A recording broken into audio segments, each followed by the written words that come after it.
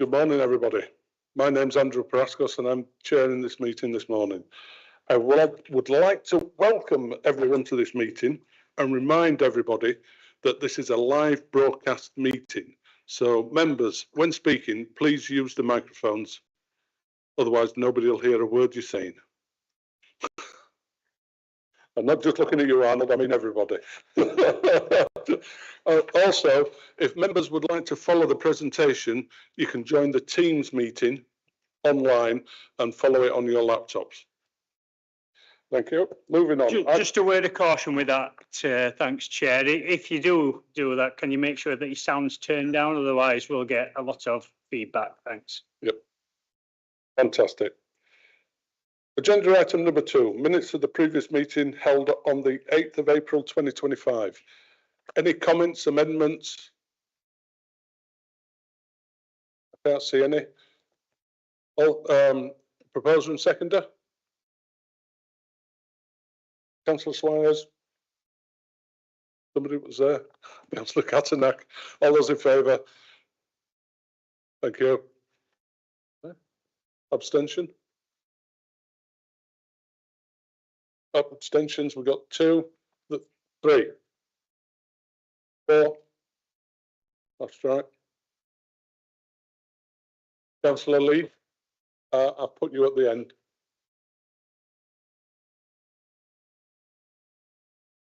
Apologies for absence. Thanks, Chair. Yes, we have apologies from Councillor Andy Brown, with Councillor Arnold Walken acting as his substitute, and also from Councillor Richard Foster, with Councillor Caroline Goodrick acting as his substitute. Thanks, Chair. And I've just got one to add. Councillor Mann has been substituted by Councillor Watson, please. Declarations of interest. Arnold, Councillor Warnecking.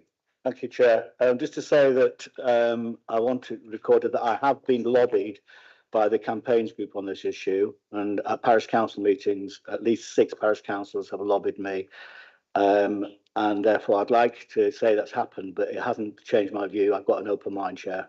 Thank you. And I presume we can all take that into account because we've all been lobbied, I presume. I look round. Anybody not been lobbied? Councillor Packham. Yeah, I was just going to mention, Chair, that I've had probably something like 13 or 14 individual letters and emails, some for, some against. The 4 ones being primarily from the applicant and agent, and the against being mainly from local residents. Thank you very much. That'll be minuted. And just for clarification, I presume, Councillor Timothy. New microphones work. Just press the button. Yep. As per my register of interests, I work for Tom Gordon MP. He was asked directly at the recent area committee his personal opinion, but he made it clear that he saw that there were arguments on both sides, and while he had a personal opinion, you know, he was not a councillor of this committee. So I come as a councillor elected on my own right, and I'm keeping an open mind. Thank you. Well, that was my next question. I presume everybody's quite happy with the lobbying and has come with an open mind to this meeting and quite happy to take part. Thank you. Right, moving on. Agenda item number 4, the planning application. Over to Sakina. There she is. Over to you, please. Thank you, Chair.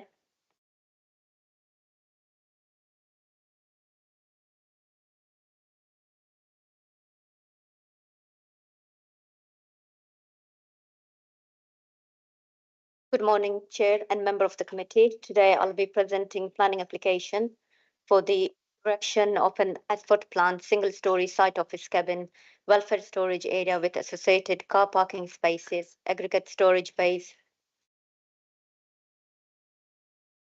Can you hear me? Is it?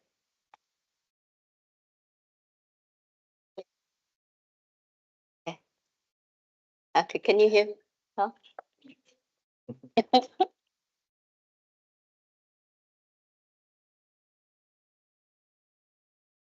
Okay, let's try again. Is that better? Okay. Okay. Okay, good morning, Chair and Member of Committee. Today I'll be presenting planning application for the erection of an Adford planned single-story site office cabin, welfare storage area with associated car parking spaces, aggregate storage bays, widening of internal access road, proposed bund acoustic barrier, lighting, associated hard standing, and removal of trees. This application has received vast number of objections from local residents, parish council, and third parties, as well as the pro forma with several signatures raising concern in respect of proposal on the ground of principle of development, noise, odor, air quality, visual impact, groundwater pollution, traffic impact, and arboriculture impact, and is therefore reported to this committee for determination.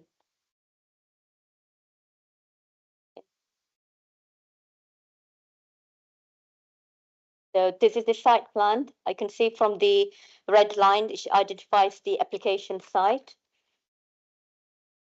That identifies the application site. The two areas that's not included within the development. One is the existing weighbridge to the west of the site and a concrete patching plant operated by Hanson to the south of the proposed development.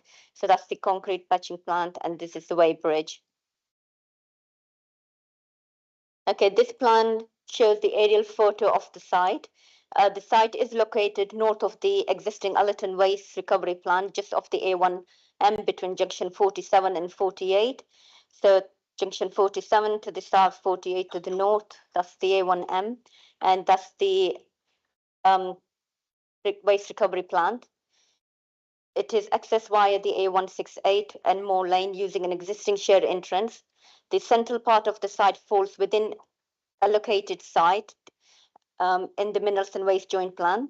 The site is 2.1 hectares surrounded by industrial uses. Nearest residential property, which is the South Farm, located to the north of the application site, approximately 150 meters. The site is screened by existing vegetation to the north, east, and west. You can see that these are vegetation around the north, west, and east, and then you got the motorway A1M and A168. Okay, next slide shows the site allocation. You can see that this is the area hatched is the allocated site, and that's the application site, which is the allocated site area, which identifies for mineral and waste development, including recycling of materials for secondary aggregates.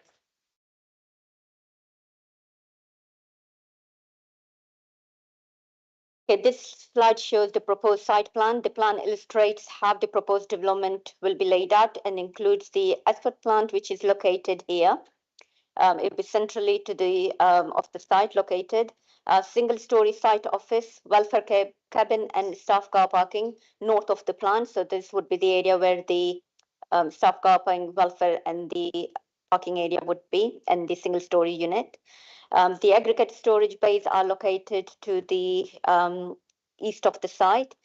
There would be a 6-meter high acoustic barrier, 3-meter bund, and 3-meter acoustic fence to the north of the plant for noise and visual screening. So this blue line here that shows is the bund and fence. It should be noted that the term blast wall previously used on the plan has been corrected to bund and acoustic barrier to reflect the correct terminology. There's also a fence that is here between the aggregate bays. That would be 3-meter in height. Lighting and additional landscaping details will be in the upcoming slides. Internal road widening, you can see here, and removal of some trees as a result of the proposal. Okay, this slide shows the proposed section of the site. The plan illustrates the Asphalt plan in relation to nearby facilities. For the proposed Asphalt plan, the highest point is the exhaust stack and mixing tower at 22.5 meters. So this is the proposed development. Looking at the Allerton waste recovery plant, the existing chimney height is 70 meters. You can see the height of the existing waste recovery plant, and the Hanson concrete plant structure reaches 26, which is there.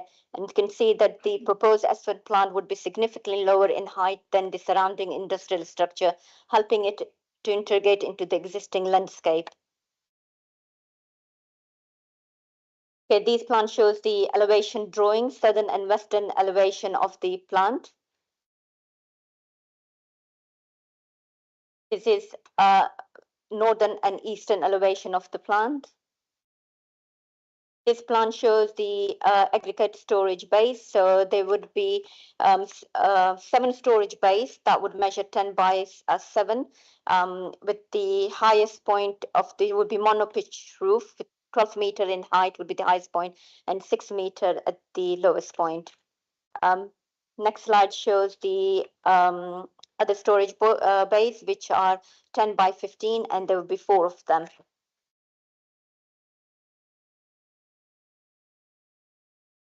Okay, this plan shows the proposed car park layout, welfare, and the storage area. It's this blue area that is in rectangular. So you could see these are the parking, the storage, and the welfare area.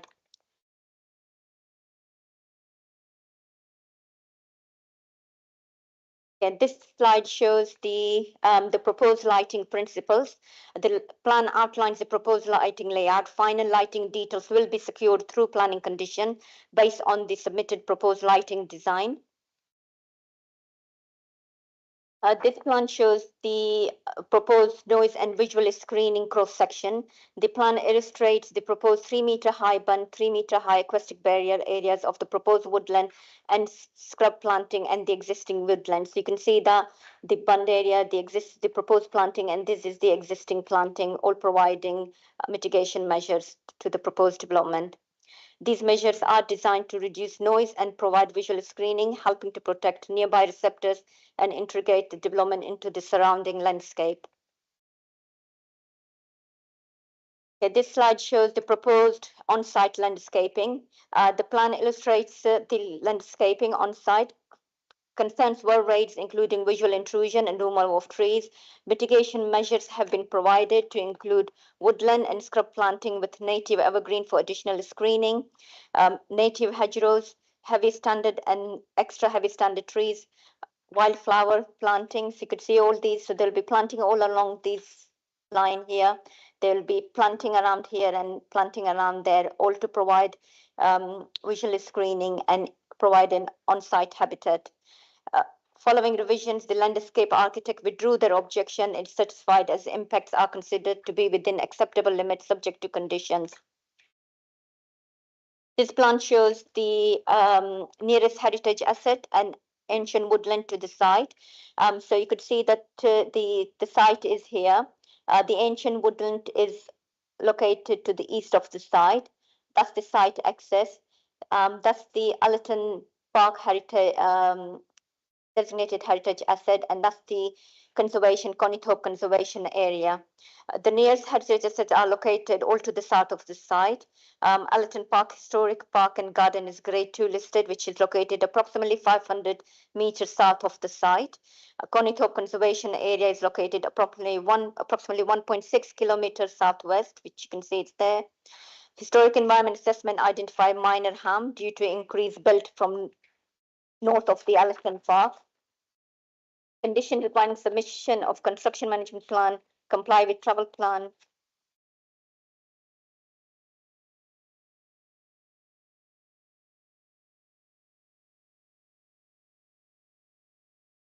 Yeah, sorry. So basically, historic environment assessment identified minor harm due to increased built form north of the Allerton Park. As stated previously, the site itself is not within the historic sensitive area. The heritage assets are at a distance away from the site. The minor harm is mitigated by modest scale and limited visibility, screening from topography and vegetation, context of the existing Allerton Waste Recovery Park infrastructure, which sits between the Allerton Registered Park and the proposed development. The proposal is considered policy compliant with public benefit, outweighing minor harm, including job creation, economic support, and sustainability gains. In relation to ancient woodland, Shepherd Woods Ancient Woodland lies east of the site, and there would be a 25-meter buffer zone maintained. A public right-of-way runs north of the site with limited views due to the existing and proposed planting.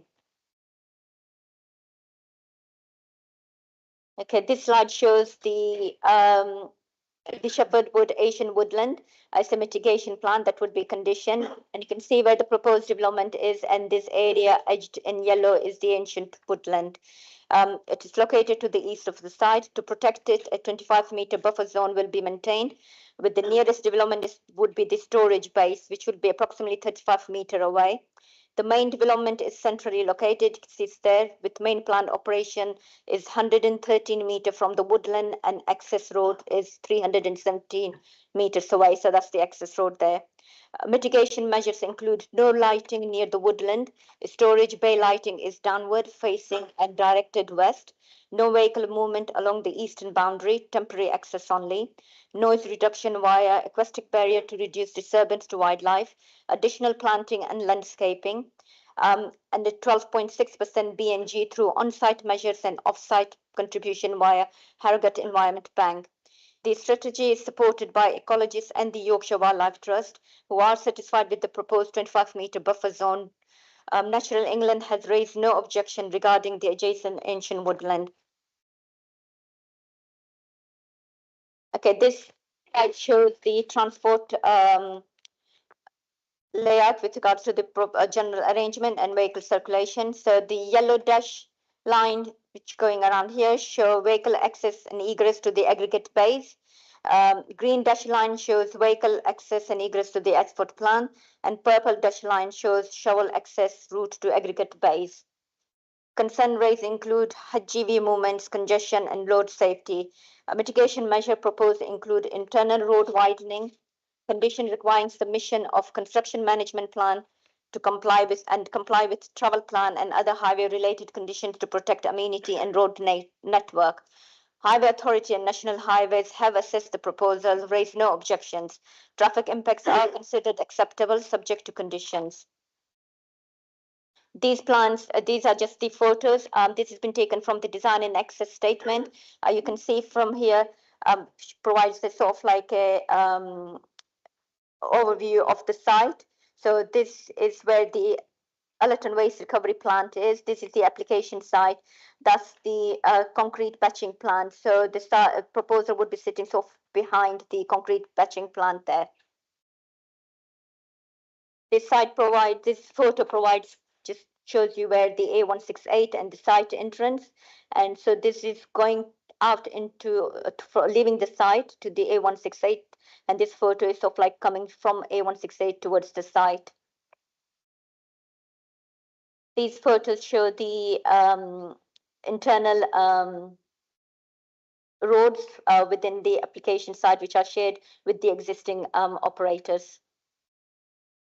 This slide shows where the proposed plant would be. That's the existing methane plant. The proposed development would be located sort of around here. You can see looking from this direction, and that's the concrete existing plant. This photo shows taken from away from the site. It shows sort of like the layout, how it would be seen.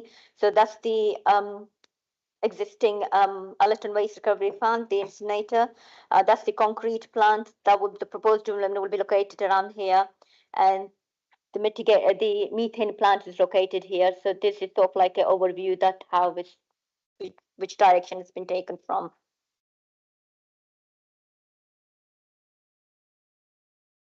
So I'll just basically go through the information now. So key planning issues I have already addressed. I mean, they've been addressed in section 10 of the report, some of which I have already addressed in the previous slides, and others I will go through now. One of them, which includes local amenity concerns, which were raised over potential noise, odor, dust, and air quality impacts. Mitigation measures proposed include a 6-meter high acoustic bund fence, restricted delivery hours, noise, and dust management plan. All will be secured by planning conditions. Environmental health officer have assessed the application and accepted mitigation measures subject to condition. Furthermore, the site would be subject to environmental permit, which operates under a separate regime and would contain conditions to control air emissions from the site. Concerns about emission raised in relation to a different site are not relevant to this application. Each planning application is assessed on its own merit, and enforcement issues at other applications are not considered material planning condition. The proposed facility will operate using modern technology, making comparison to older plants is inappropriate. In regards to water, environment and drainage, concern raised include risk to groundwater due to principal aquifer and surface water flooding. Mitigation measures include no pile foundations, pre-commencement remediation strategy and drainage strategy using existing reed bed system. The Environmental Agency and the lead local flood authority have assessed the application and satisfied with mitigation subject to conditions. Climate change concerns include impact on climate change through emissions from the plant and HGV movements. Mitigation measures include use of recycled materials, proximity to A1M and Allerton Waste Recovery Park would reduce transport emission, and reusing existing established site that has been previously used for quarrying and landfill purposes, hence avoiding the need for a new site and conserving further resources. As the proposal has been considered sustainable and consistent with climate policy objectives with no unacceptable impact and effective mitigation measures in place. Concerns with regards to fire risk to life from explosion and fire due to proximity methane plant and Allerton Waste Recovery Plant has been reviewed and addressed in the report. The Health and Safety Executive confirmed that the site does not fall within the consultation distance of a major hazard site or pipeline, and therefore no consultation is required. Additionally, the Fire and Rescue Authority has raised no objection or observation at this stage. They will provide further comments on fire safety measures during the building regulation consultation process. The application and additional information have been fully assessed. On balance, the proposal is considered acceptable. It has been evaluated against the full range of relevant policies in the development plan and national guidance as outlined in section 6 of the report. The proposal must be judged against the development plan as a whole rather than individual policies in isolation. Full compliance with every policy is not required for a proposal to be acceptable, and in this case, the overall policy alignment supports approval. Additionally, it is considered there would be no unacceptable adverse impacts and any potential effects are appropriately mitigated subject to planning conditions. Having regard to the overall planning balance, it is considered that the benefit of the proposal outweigh any identified harm. The proposed development is considered to be in compliance with the development plan as a whole, and there are no material considerations which warrant the refusal of the application. And the recommendation is therefore that planning permission be granted subject to condition listed in the report. There are few updates since the publication of the report, which I will provide now. These updates have been circulated for members. Only 2 late noise-related submissions haven't been circulated, which I will go through now. One of these includes applicant's response and the third party's further comment, both of which I will mention it in my verbal update. So, update 1, a series of late representation have been submitted by a campaign group, Communities Against Toxins, raising concerns across several areas. One of the areas is air quality. A third-party air quality assessment questions cumulative impacts, particularly cadmium and PM10 emissions. However, a technical review by the applicant's air quality consultant, Redmore Environmental, identified several methodological flaws, including use of outdated or irrelevant guidance and incorrect air quality standards, lack of transparency in modeling input and assumptions, potential double counting of emissions from the existing incinerator, use of an outdated dispersion model version. The Council's Environmental Health Officer has reviewed the applicant's air quality assessment, agrees with the Redmore Council conclusion and confirms no significant air quality impact are expected. Emissions will be controlled through an environmental permit and planning condition. A further response has been received from the third party, which is Communities Against Toxins, which does not agree with the applicant's review. However, it does not raise any new material planning considerations. While the EHO has not reviewed this latest submission, the Council remains satisfied with the EHO's previous review and the proposed condition to mitigate air quality impacts. Point 2. noise. A technical report by DM Technica commissioned by Communities Against Toxic challenges the applicant's review of the Communities Against Toxic original noise assessment. The applicant's noise consultant provided technical note. They agree with the background noise level at the objector location. Note that the differences in ground absorption are negligible, measuring less than 1 dB, and challenge the objector's use of non-standard method. Historic data shows that background noise levels at Sark Farm have remained broadly consistent over the past 15 years. Furthermore, the objector's reliance on outdated policy and standard does not reflect current guidance. The applicant also points out that noise from the A168, not just the A1M, contributes to the background level and should be taken into account. However, further comments have now been received from the third-party noise consultant challenging the applicant's rebuttal. While the EHO has not reviewed this latest submission, based on their earlier input and the proposed planning condition requiring a detailed noise management plan, officer remain confident that the development would not result in any adverse noise impact. Overall, no material planning conditions have been raised beyond those already addressed in the committee report. Point 3, economic, social and environmental benefits. Communities Against Toxic dispute the claimed benefit of the proposal. These matters have already been addressed in the committee report. In relation to economic benefit, the proposal supports local infrastructure, reduces transport distances, and creates 10 direct jobs. In terms of social benefit, the proposal supports local construction needs and rural economic growth. These points been addressed in paragraph 10.17 and 10.16 of the report. And in regards to the economic benefit, this is addressed in paragraphs 10.10, 10.17, and 10.16.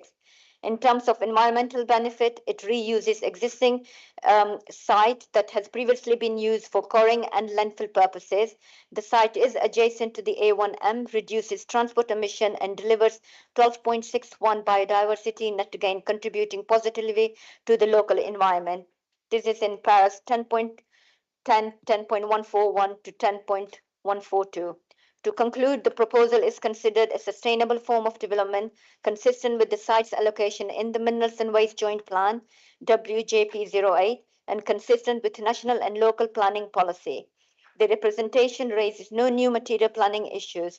The proposal has been assessed in full and is considered to meet the economic, social, and environmental objective of sustainable development as defined in the NPPF. The proposal aligns with the NPPF's definition of sustainable development and complies with the development plan as a whole, paras 11.3 to 11.6 of the report. Point 4, traffic and materials use. Concern about increased road use, pollution, and the reuse of materials have been raised. These issues have been fully assessed in the committee report and do not introduce any new material consideration. Environmental management and risk concern. Community Against Toxin questions the applicant's environmental credential, citing alleged poor management practices in another site and risk related to dust emissions and fire. These concerns are noted, but the proposed development will be subject to regulatory controls through the environmental permitting regime and planning conditions.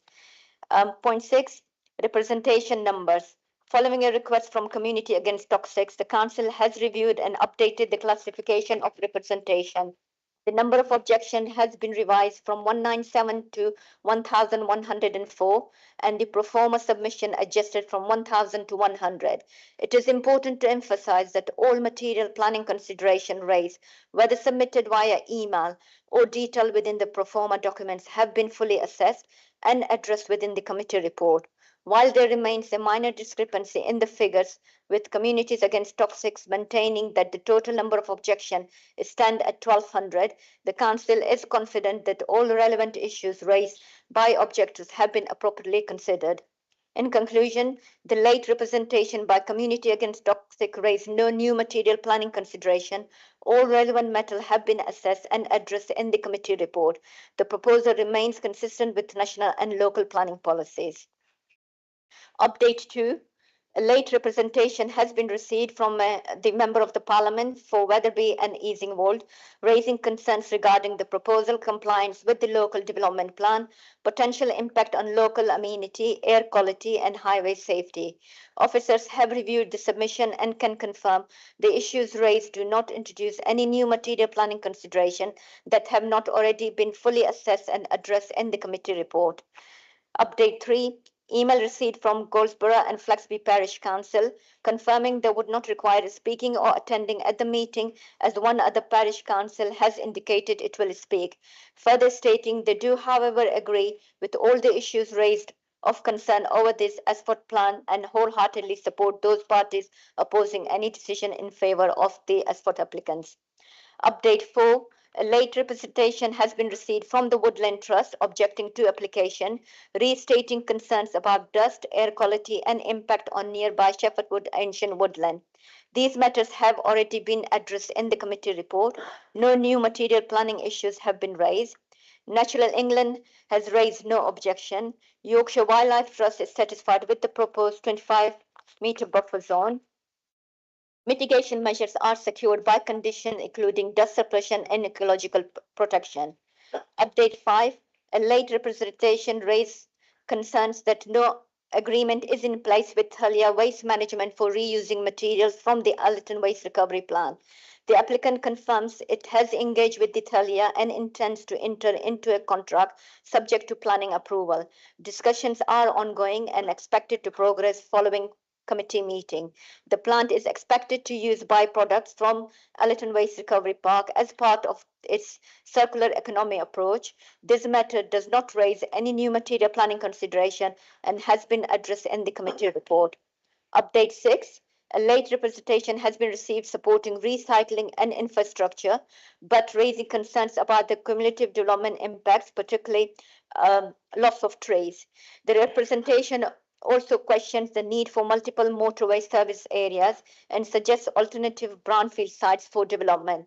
The comments are noted, however, they do not raise any new material planning consideration specific to the application under consideration and have been addressed where relevant in the committee report.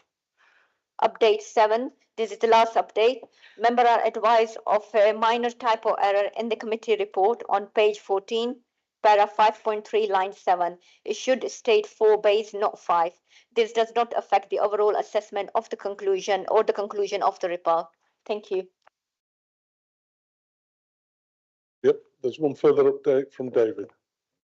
Sorry, we literally just received an email from the council's environmental health officer who's quickly reviewed the submission on behalf of the objectors relating to noise received yesterday, and he confirms there's nothing in that late representation that would alter his previous comments, so his position remains as set out in the report. Thank you. Thank you very much. We move to speakers now. Arnold, I have got you down on the list for questions first. So Actually, to say that wouldn't it have been useful if we had been given that document that is being read out. right, fair enough. Thank you. First speaker, Mr. Elmsley.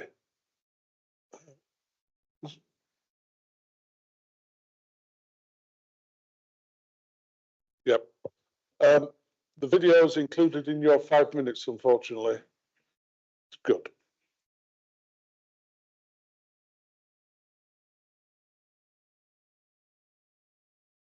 Can you use the microphone, please? Just press. Hi there. I'll let you know.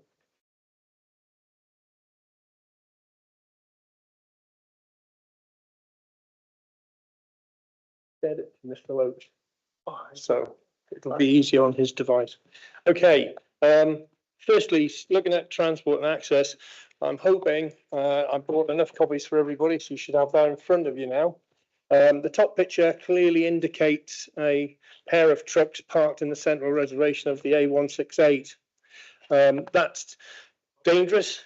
One moment, please. Thank you. Mr. Elmsley, we'll hand these out.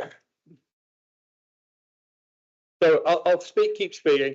The second photo shows two more vehicles parked in the centre. It's quite wet, damp, and you can see the lights on the vehicle. And unfortunately, the last photo is very difficult to see. It's the middle of the late evening. It's pitch black. And again, we've got two trucks parked in the reservation. It is a very dangerous junction. There was a death there on the 1st of May, adjacent to the junction. And I am pretty certain that's not been included in the transport assessment that was done. Well, let's look at the transport assessment. The transport assessment consisted of a couple of gentlemen spending 7 hours on one single day back in October 21, a Wednesday. Okay, between 7 and 10 and 4 and 7 in the evening. It's doubtful that in that time you would get a representative sample such that you could make judgments on it that were robust.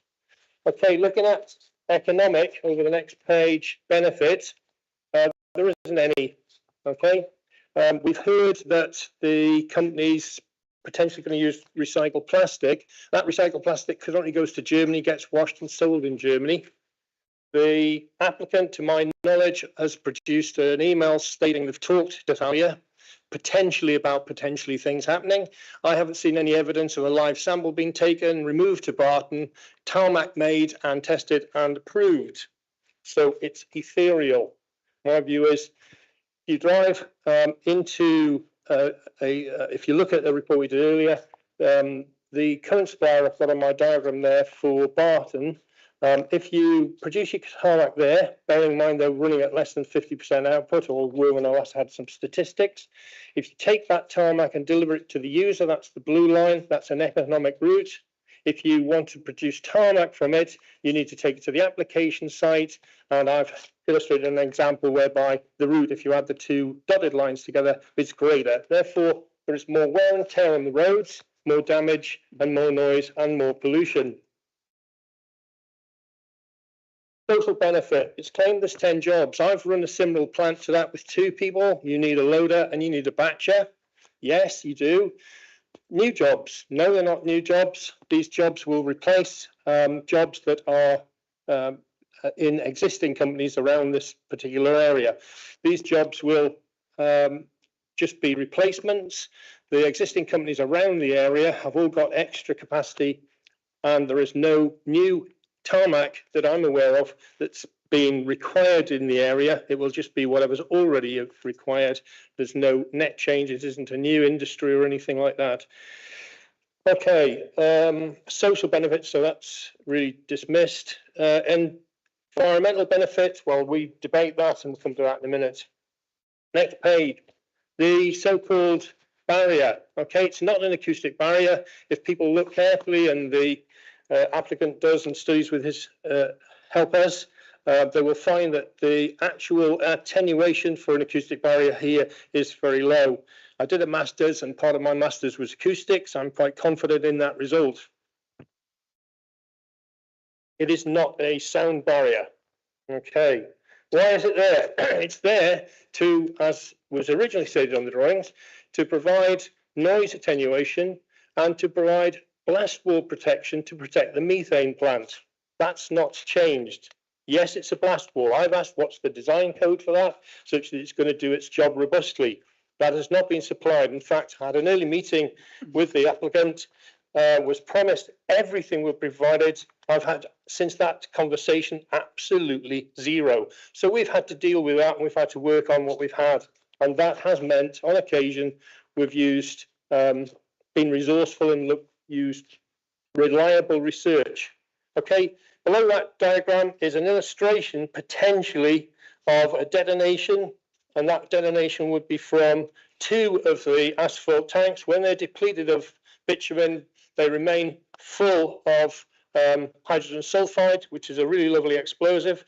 I'm an ex-sapper officer. I've actually made, can I have time to play my film? It's on your device. Okay. Right, noise. We put a report in that clearly demonstrates that the initial environmental statement illustrates that this is a significant adverse impact. the work we've done also in terms of the pollution from the PM10 in particular has clearly been illustrated, and we do note that the applicant not only uses much older data for his modelling than that particular gentleman did, they also have not done any studies at all on the dust and the propagation, most of which is what we worry about. Mr. Elmsley, could you sum up, please? In my sum up is on the video, and I've shared it to Mr. Loach, and I'm hoping he's able to produce it a little later if that's possible.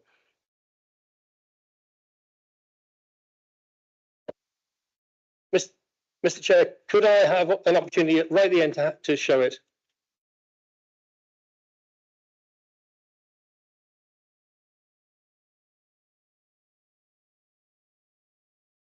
Would it be better to set it up and do it later? Okay. Okay. All right. Okay.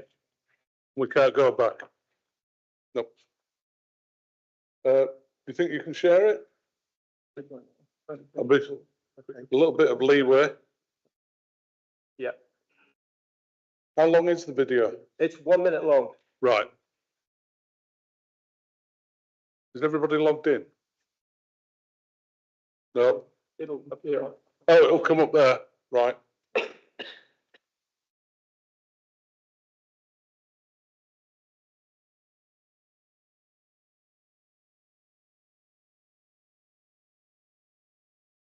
That one there? Yeah. Can I let you do it? Yeah. Sorry. Thank you.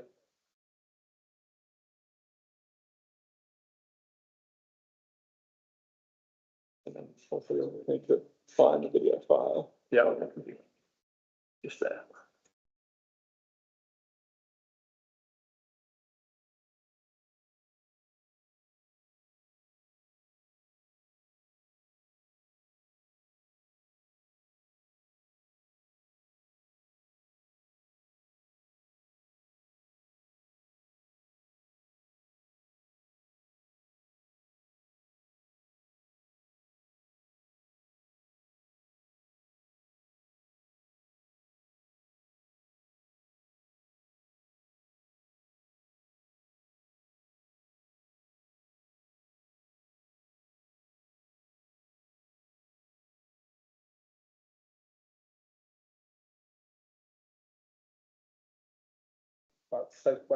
And it was following an observation of environmental policies stated by the company, and the failures are here. Process skip moving up to the right hand side, you can see a large cloud of dust coming from it.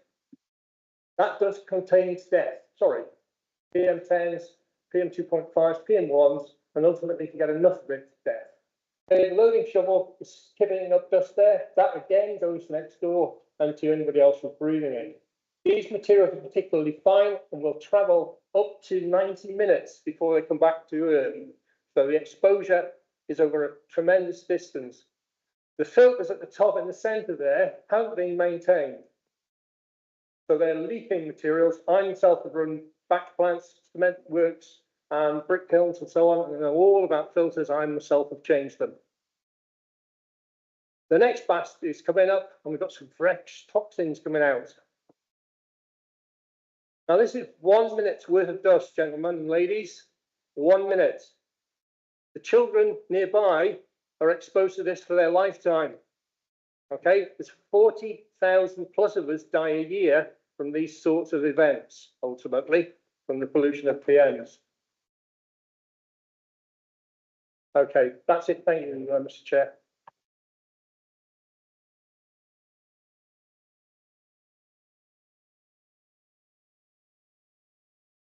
Thank you very much. Thank you. Next speaker, Bella Cornelius. Oh, there you are. There you are. Would you like to join us? And Barton, can we use the speaker? Please be seated. Yeah. You're on. Timer hasn't started yet.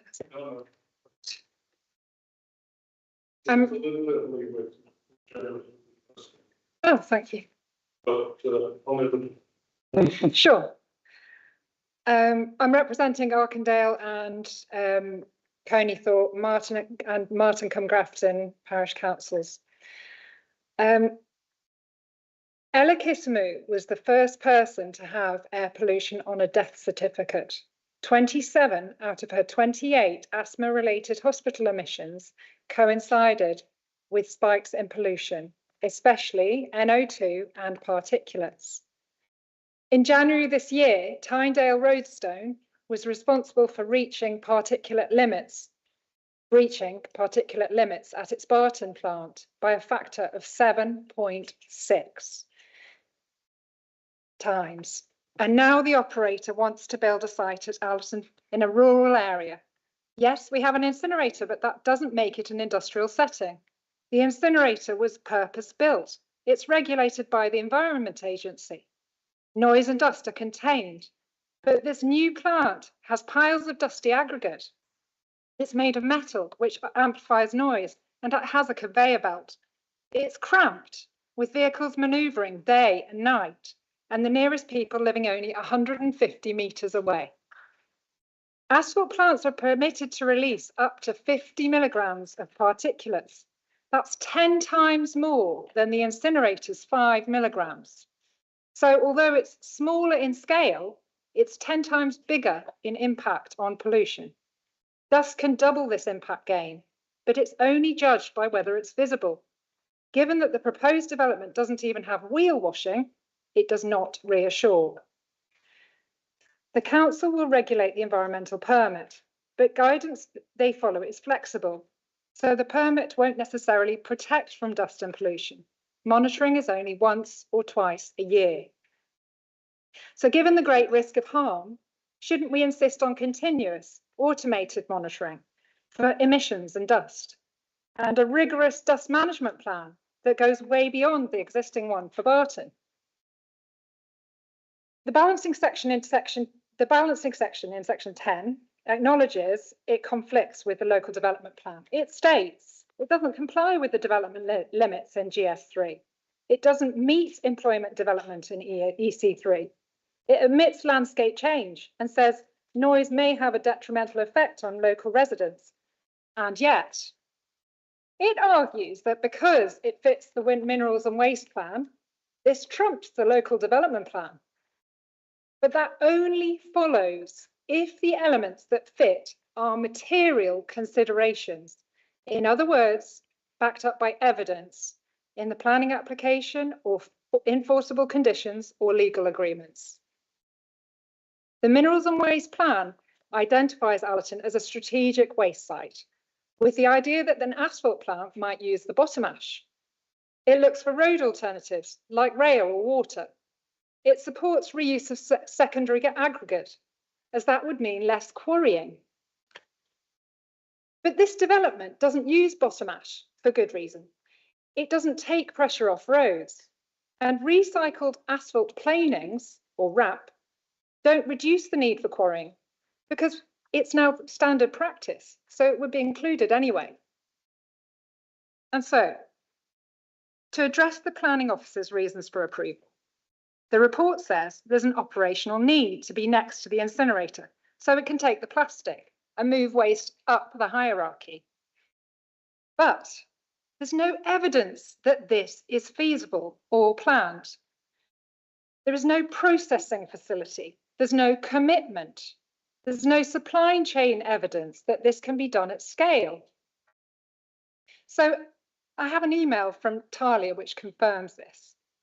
So unless that statement that Sukana mentioned from the applicant is evidenced, this is not a material consideration. The report says this is a waste development because it's using RAP, but RAP is only 30% of total output. There's no processing facility on site. So it would have to be processed elsewhere and brought in from off-site. So it's not taking waste, it's taking a product. The report says it reduces truck movements, avoiding materials being sourced from further afield. But there's no data on this. The nearest quarry owned by MGL is at Barton, and at night it increases truck movements. The report says it keeps other sites free for better uses based on EC3, But section 10 says 3 times it doesn't meet the criteria. Couldn't the opposite be true? Just winding up, Chair. This land could be better used for more jobs with a better policy fit, supporting its status as a strategic waste site. And finally, on sustainability, hot mix is the most polluting carbon heavy type of asphalt. If the applicant was serious about sustainability, it would specify warm mix. With the climate emergency, shouldn't planning be using its powers to insist on best available technology? To conclude, without evidence, our parish councils believe that the planning balance weighs heavily on the negative.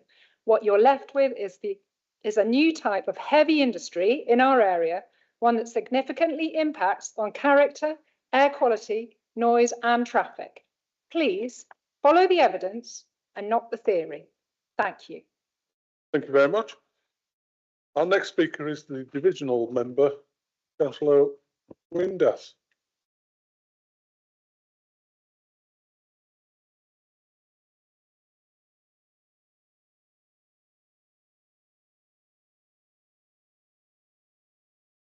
Thank you, Chair. Whenever you're ready, Councillor. Thank you very much. Hopefully I won't take up your 5 minutes. This proposed asphalt plant at Allerton Park. For one thing, let's start off with transport. They're citing 90 movements a day, 45 in, 45 out.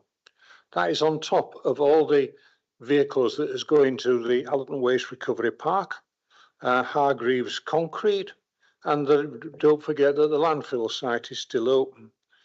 There is evidence, I've seen it on numerous occasions, of traffic, lorries queuing up on the A168 to get into that site, which is a hazard in itself. We all know that vehicle movements of that size are going to cause great problems. They're going to damage the roads.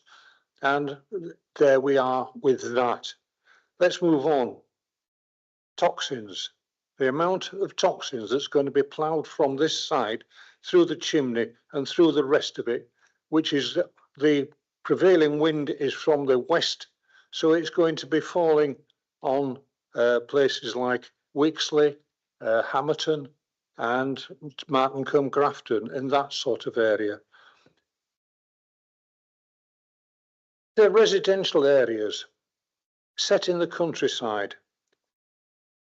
There is absolutely no need for this plant to be situated there. In fact, there are 9 other asphalt plants within 67 minutes travel of there. Where are they going to use all that asphalt? Is it going to be used locally? No, it's going to be shipped far and away. The amount of environmental impact that's going to be on the ancient woodland, and also you've got to work about or think about the aquifers, because there's the farms around there that still use boreholes for their water. The seepage of this noxious materials that they're going to be used into the aquifers. Well, what's going to happen there with the farmers there when they're using the water to feed their livestock and also for their drinking water? It doesn't bear thinking about, does it really? It's the wrong place for it completely. If they're going to need an asphalt plant, it wants to be in an industrial area, not in the open countryside. And I remember when the Allerton Waste Recovery Park was in the planning stages and it was coming before the committees here, that it was said at the time that that was going to be a one-off. There was going to be no ribbon development on the A168. Here we go. A few years later, let's build an asphalt plant there. No, it's wrong. I have been contacted by many of my constituents across this area, very, very concerned about it. And you've heard from the previous speaker with the facts and figures that's been put forward. I think the only thing this committee can do is to refuse this application. Thank you, Chair. Thank you very much, Councillor Windass. Final speaker on this this application is Katie Brown, the applicant.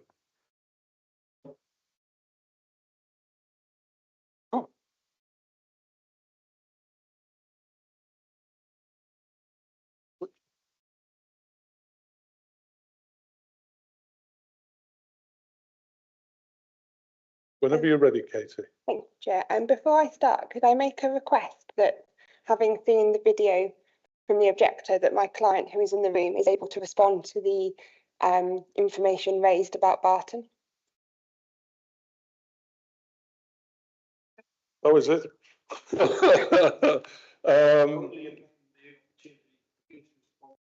Yeah, no, we're not going down that road. No, sorry. But I will make the point that that was a completely different site, and it's not the site that we're considering today. That's the site at Barton. Same plan. But this one doesn't exist yet, so we can only judge it on what the application is in front of us. That's fine, that's absolutely Is that okay? Thank you, Chair.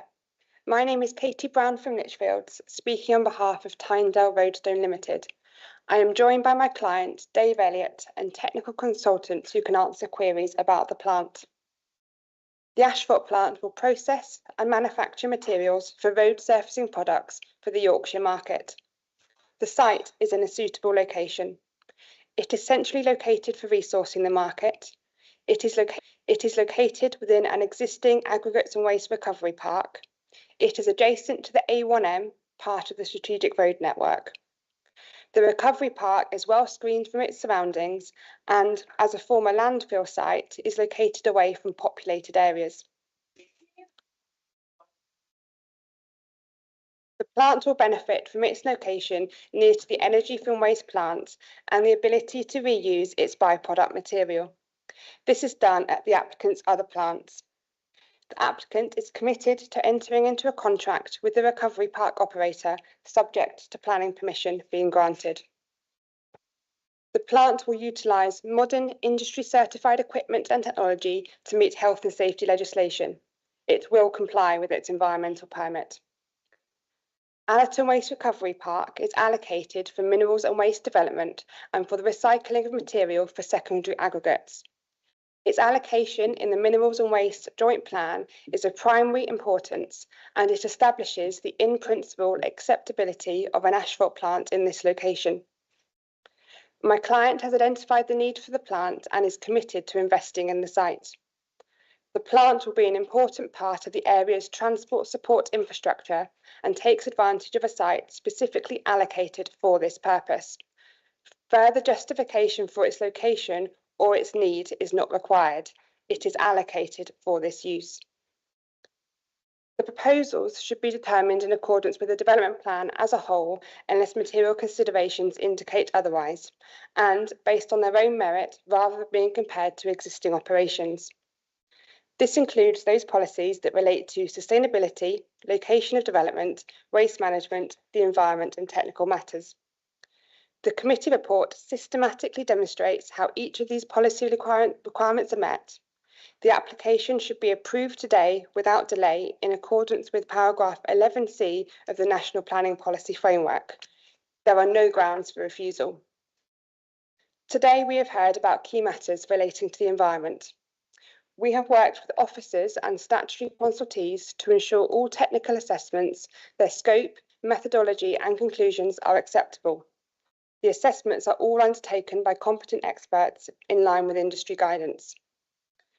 The application has been subject to 3 periods of statutory community consultation, and there has been the opportunity to comment until today. We have agreed planning conditions to allow the council to control, monitor and manage all design, environmental and technical aspects in line with industry guidance.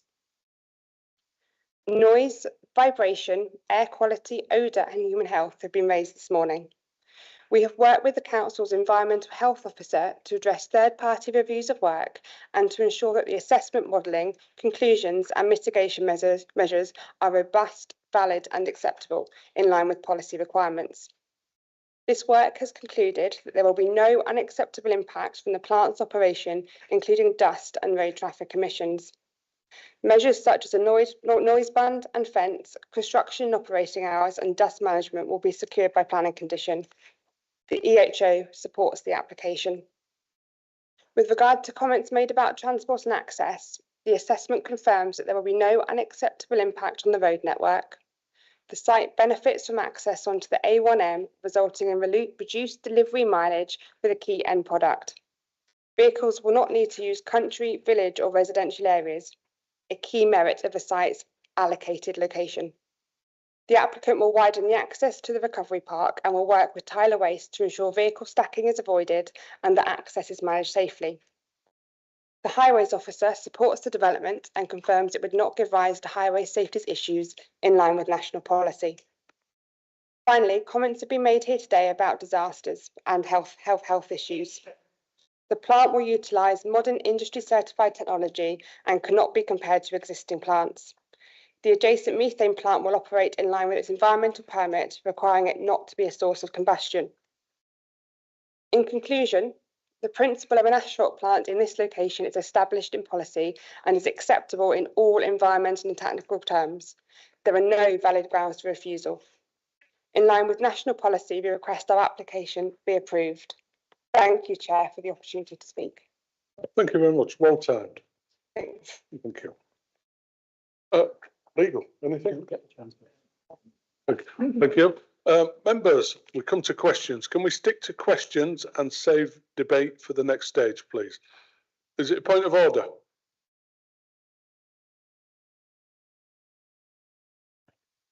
The other one.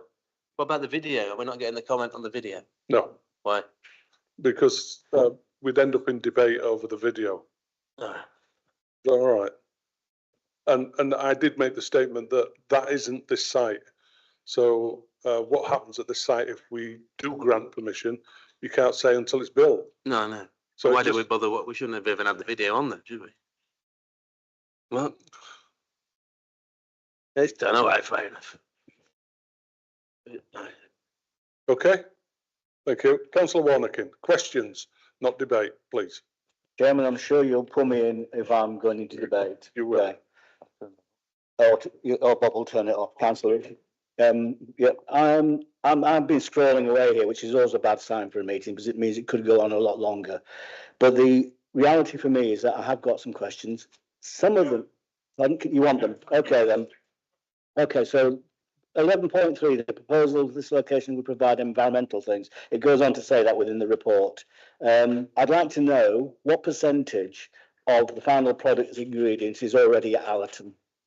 I'd also, I've got quite a few questions, Chair. Is that all right? The other thing I would like to know is, does Allerton have the ability to provide the wrap at the moment? So there's two things relating to the material content of the final product. Yeah, sure, yeah. So, yeah.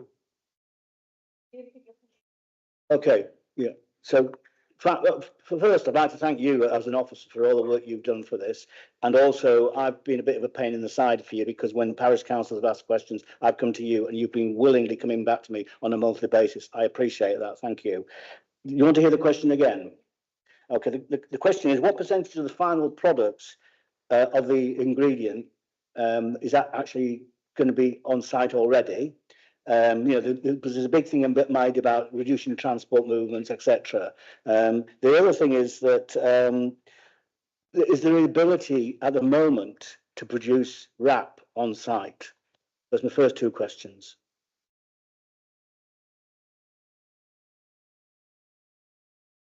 Sorry, we don't have that information. Okay, so can I come back to the answers, Chair? So why are we claiming the big thing about sustainability and reducing traffic movements if we don't know already what is there to be used? And I can see a hand going up, but unfortunately you can't speak. Well, the reason is because the site is it's an allocated site. It's next to the strategic network. And because of having that. No, I'm asking why we're claiming the traffic movements would be reduced if we don't know what is already on site in the final product, because it could be 0.1% of the plastic that's already going to Germany. So that would make it 0. So there could be nothing on site, as far as we're aware, that is actually going to add to the final ingredient. So how can we claim it will reduce traffic movements?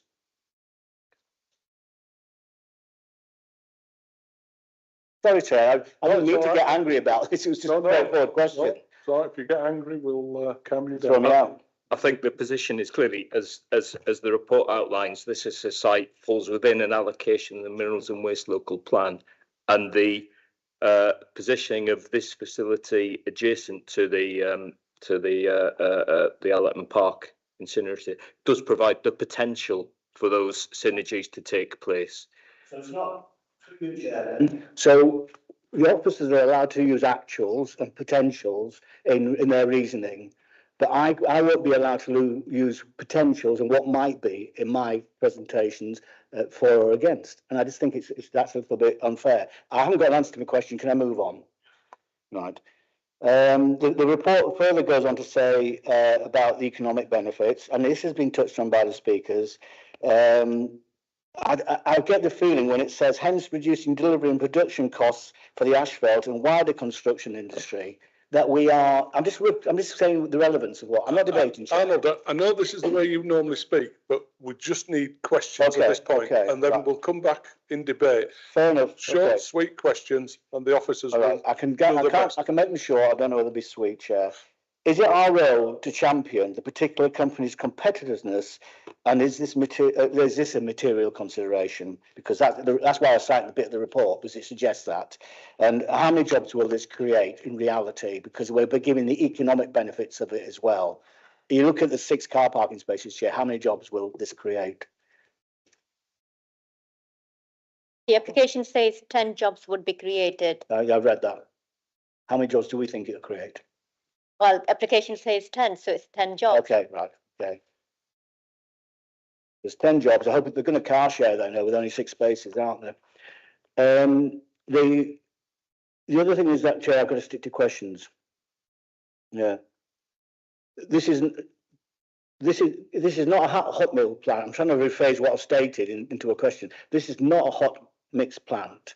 And therefore, does the council really believe that the associated smells, dust and energy consumptions, that it meets paragraph 152 of the MPPF? Yes, it does. Okay, at least that's an honest answer. And going forward to air quality issues, where the relevant conditions in your approval? I have looked for them. And there's a lot of words there.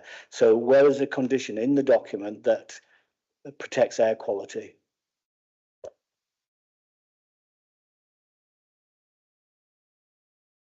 Well, there is a condition number 17, which says dust management and monitoring plan would be required to be submitted as a pre-commencement condition. And also the site would be subject to environmental permit, which controls emission. It's a separate regime. So you have to consider that there will be planning conditions and there will be environmental permit regime as well. So there are those 2 things to ensure that the emission is not emitted from site. Okay, Chairman, I accept that as a. So basically, the emissions are controlled by the EA, not us. By the licence. Okay, thank you. So on that basis, Chair, whilst we're not allowed to use information about other sites, it doesn't inspire me with confidence that we're asking this to be done, because recent records show some information that we as a local authority had access to, and it was got under freedom of information, show that the other sites of this nature do pollute, and we're not, therefore it's in North Yorkshire, we conditioned it. What's guaranteeing that we can do with this one?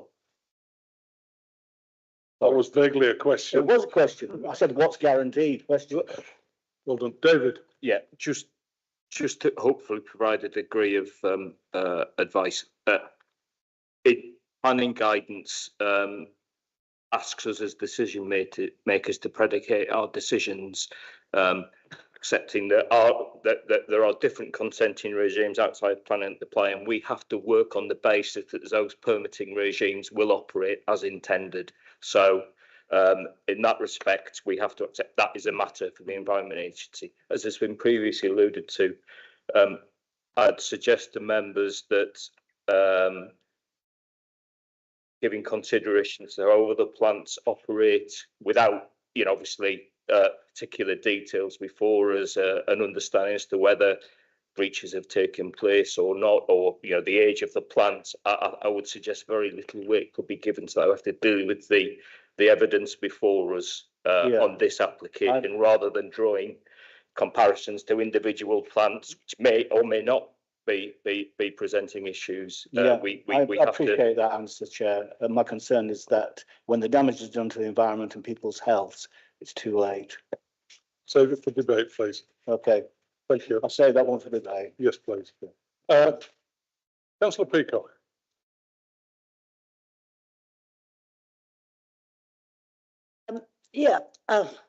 Not understanding these sort of jobs. I'm still trying to get my head round these hours of working for the noise element, is what I'm thinking. And I look for just deliveries. Are going to still be on Saturdays, Sundays and bank holidays. So is that meaning that for anybody that can hear any of this noise, it's pretty well every day and all day? Is that correct? And then following on from that, it sort of says that the sort of no later than 2100, and yet this is on site operating typical plant down, shutdown, that it can often go until 2 o'clock in the morning. And then further on down, we're talking about through the night, literally after midnight, we're actually going to be loading hot material into wagons. I'm a coal merchant, so I know what the noise is when my sons are taking coal into the hopper. I do know it's quite noisy. So I'm just thinking, is this element of how often this is happening? Have we any control over it? Is it just because there's a lot of work going on through the night? I mean, I don't think highways at the moment have much money to be spending overnight, but the point I'm just asking is how much control after the planning application have we got on this midnight to sort of 6 in the morning, and bank holidays, lovely days out in the summer, out in the sun? Thank you. So basically, there are conditions to control the hours. The proposal, the application is for 24/7, but obviously the main plan would be shut after 12, after midnight. Night working would be based on a contract needed, so it will be on the basis when there will be contracts and work needed that they would be providing. A majority of work would be during the day, but it doesn't, if conditions are there to control the hours. So condition number 4 tells that like there will be no deliveries of bitumen between the hours of after 7:30 Monday to Friday, 6 to 7:30, 5:30, sorry. And then on the weekend, Saturday, Sunday, and bank holiday is between 8 to 5. So those would be hours. Anything, then condition 5 gives you more further details that runs from 5:30 to 6 on Mondays to Friday, and then 5 to 8 on Saturday, Sunday, and bank holidays and public holidays. So there are conditions to control it. And if on a reason where any work is needed between midnight to 6, it clearly says that no material production shall occur, only other than for a period of 20 days per annum, where only on a scenario where the development is serving an emergency contract. And again, there are further conditions which then requires them to keep a record of that and notify us, so we can then monitor it, that it's not more than 20 days within a year. Thank you. Have you got a short one? Well, I have another question. Go on then. The other question, it was mentioned earlier by one of the speakers about the fact there isn't a wheel washing plant. Now, I know on a previous application we were doing for something else, that seemed very important to prevent things coming off the wheels. My question basically is there any way we as a planning authority here, can we actually put that as a condition? Can we actually put a condition that we would expect when leaving the site that they can go through a wheel washing? Yeah, I can answer that. Thank you. It's already included within condition 8. Construction management plan, which will need to provide detail of the wheel underside washing facilities. So the site would need to provide those information before they become operative, and that would be in place. So if there are any issues, we'll be able to enforce it. So they would be required to provide that. So it's not as a separate condition, but it's included within the construction management part, which they need to provide the details of, as requested by the Highway Authority. Thank you very much. Councillor Goslow. Two questions. Under the environmental permit, can you clarify how frequent the testing would be for pollution, and would it be independent and made public? Environmental permit is a separate regime. It's not under the planning, so it would be done through the environmental permit team. I'm not able to answer on that. Would it be able to be conditioned to be? No, I'm afraid no. It's a separate regime. You can't duplicate it. You can't duplicate planning conditions, and you can't put environmental conditions because they are two separate regimes. They're operated in separately. Okay, so my next question is, if there's a future demand for the Allerton waste plant to expand to meet the needs of development, will this be able to happen on the site, or is this going to take up additional land for the any extension, etc.? So this is an allocated site for secondary aggregate in our minerals and waste local plan, and we have to obviously judge this application on its own merits. Yeah, the Allerton Park site is an important site for the county in the area, but that's a separate site under different management, which is under different ownership as well. So this site is linked to the existing landfill site, which is the allocation. So we wouldn't think that is needed to be taken into account in this application. We have to judge the asphalt plant application on its own merits, not the potential for the extension of AWRP.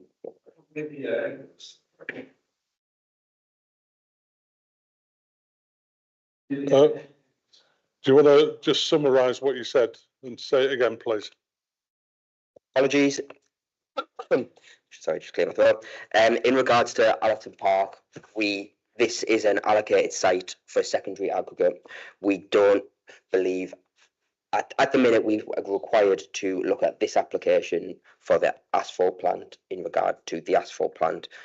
The requirement for this to be an allocated site for secondary aggregate is something that is being needed in this location. It is said that this would be an acceptable use of that land. In regards to the AWRP, there's no allocation for the extension for any extension to AWRP. I'm not aware of any requirement at the minute for an extension to AWRP, but if that was needed, it would have to be looked at on its own merits when that, if that does come in the future. Thank you. Councillor Timothy. Oh, Councillor Goslow, any more? Oh, Councillor Timothy. Thanks, Chair.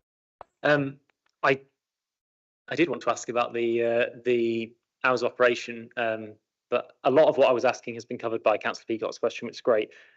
The one thing I've still got a bit of confusion on is the construction hours are much more limited than the hours of operation. Obviously, construction is a particularly loud activity. I was wondering if there was a particular reason why construction is suggested to be more heavily limited than the operations of the plant. Construction hours are basically for the construction of the asphalt plant and all the associated infrastructure development, whereas the operation of hours is for the operation of the development, for the production of the asphalt plant, and that's why the application is seeking for 24 hours 7, and that's what is detailed, and that's the assessment have been taken into account as well.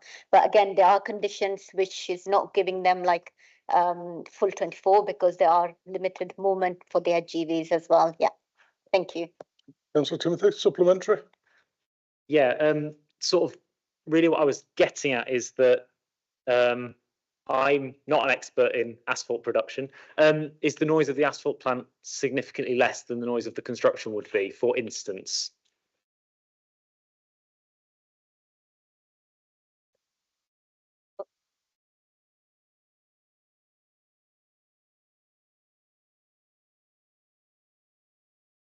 No, it's the same question, Chair. I don't think it got answered. And it was to do with. Okay, that's fine. Thank you. Councillor Swanwick.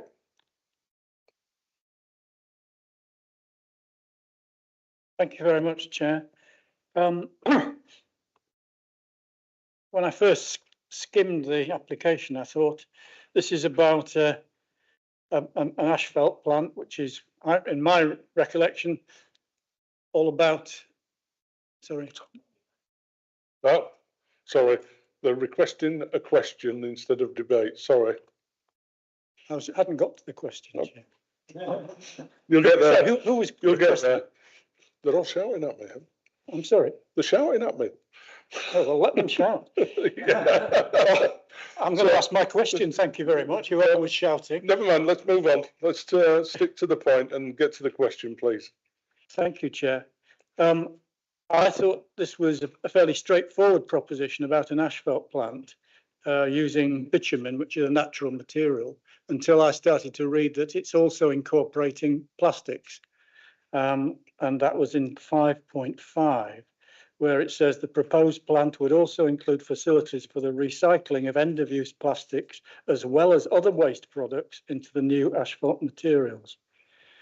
I have to say that started to send slight alarm bells, and I tried reading up on what this new plastic road surfacing is, and there seems to be very little about it. It's fairly new. Neil. Yes. We're still like a question. I'm getting to the question, Chair. I'm getting to the question. Thank you very much, Chair. It's still like one. And I have only one question, unlike some people who seem to have several, and this is it, and I'm getting to it.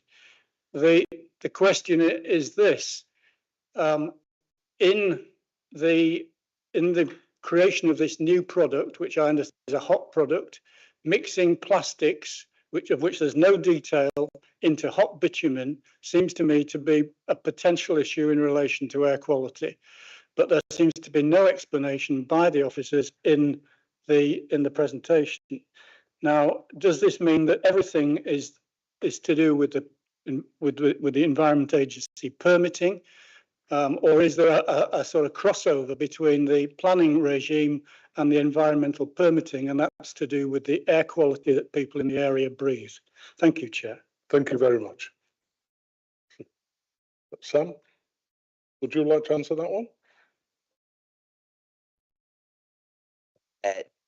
Most of the air quality in regards to what would go into it is controlled through the environmental permit.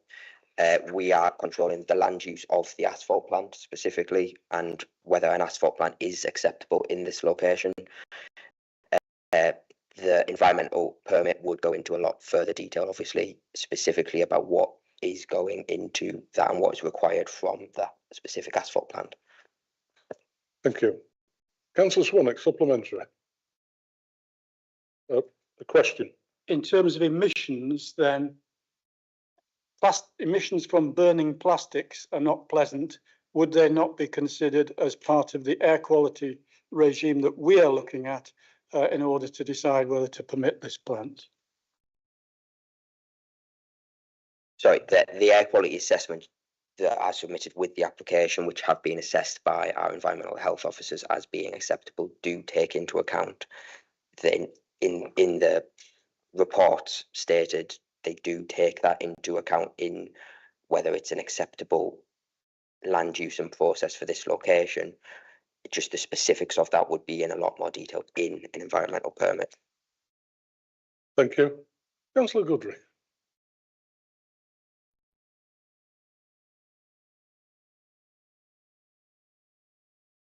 Thank you. Three succinct questions. Thank you. One of them, the first one relates to the lighting, and I know somewhere in the report it mentions dark skies, and I'd like to know whether we're going to adopt what North Yorkshire National Parks are adopting for dark skies lighting. That's the first question. The second question relates to the applicant's agent suggesting that they wouldn't need to transport through the local villages, and have we made that a condition in the travel plan that they don't go through the local villages with the vehicles? And the third question relates to the nighttime working between 12 p.m. or midnight and 6 o'clock in the morning, being 20 days a year. I'd like to know whether it's this council's intention to noise monitor that situation on those 20 days per year. Thank you. Thank you.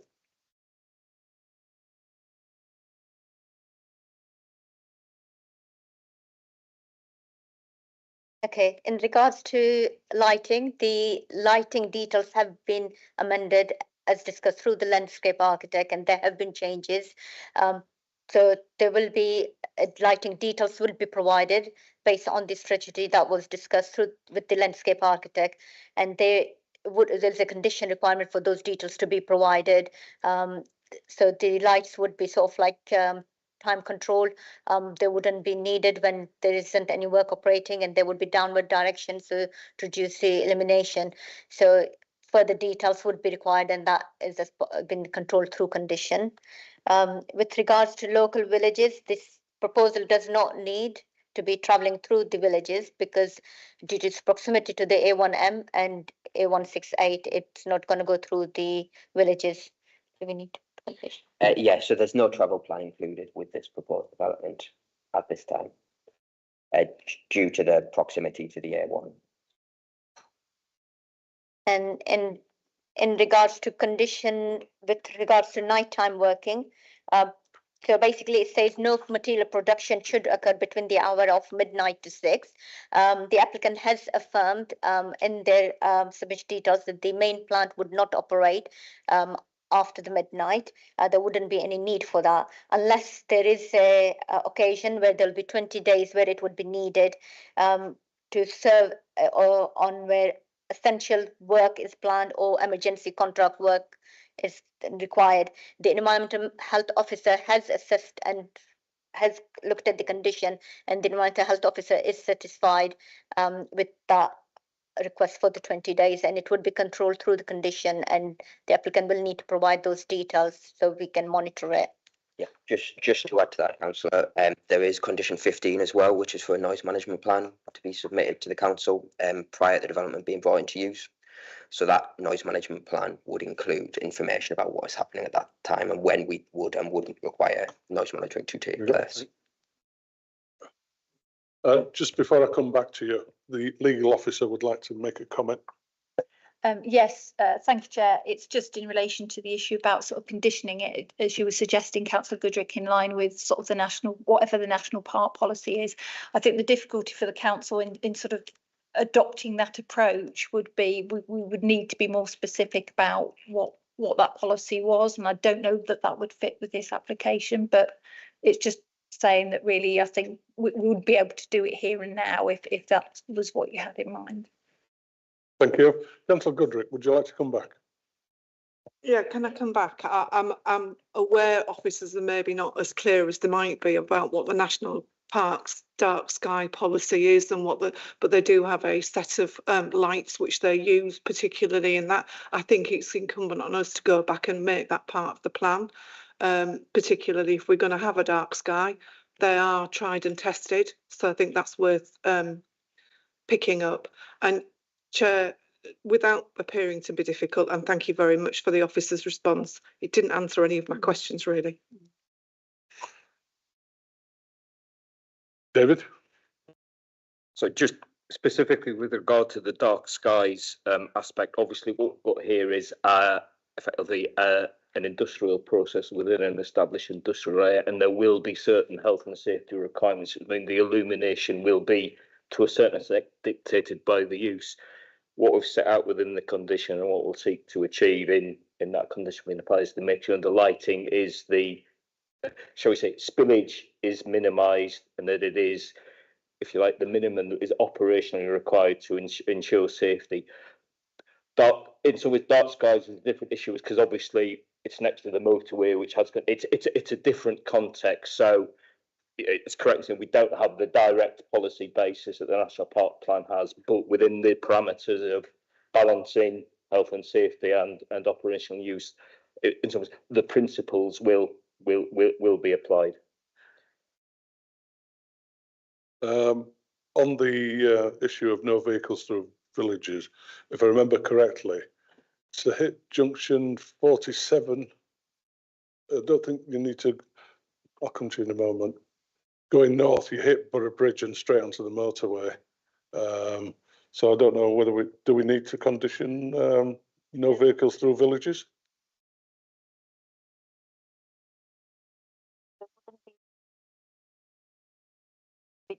Traveling through 168. A1.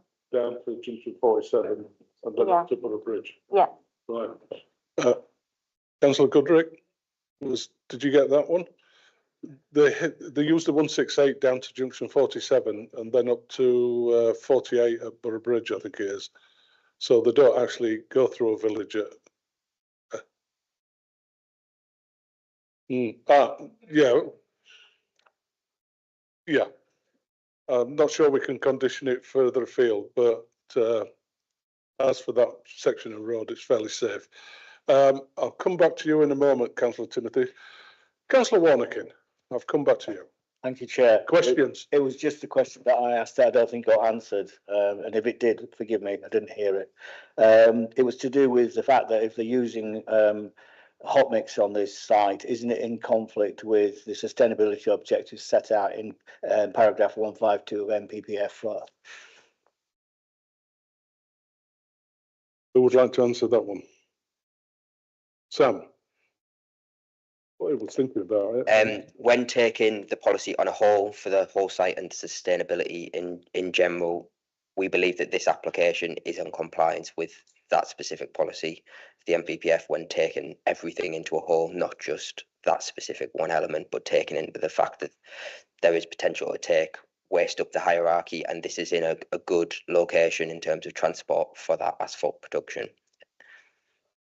I'll allow you to come back. Yeah, and then I promise to keep quiet for a while. No. So I'm not happy with that response, Sam, because it's in the NPPF document, DO, it says where presumption is in favour of sustainable minerals and waste development and requires developers to use the best practice technology available. And that's quite clear. And warm and cold mix are best practice. I just think that we're not actually, I don't think you answered my question, but I think it's in conflict. This hot mix is in conflict with that policy. Thank you. Thank you. Councillor Packham.